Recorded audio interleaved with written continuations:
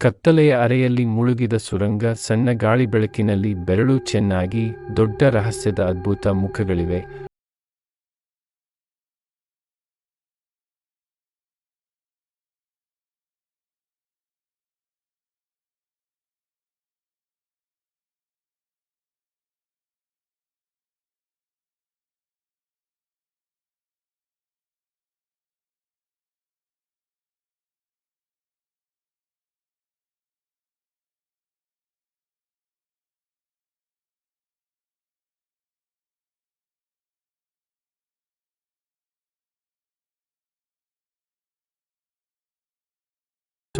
ಹೇಗೆ ನೋಡುತ್ತೀರಿ? ಅಂಧಕಾರದ ಅರೆಯಲ್ಲಿ ಬಿದ್ದು ಮೊಳಗುವ ಬೆರಳುಗಳಲ್ಲಿ ನೀವು ಹೊಸ ಆವಿಷ್ಕಾರಗಳನ್ನು ನೋಡುತ್ತೀರಿ.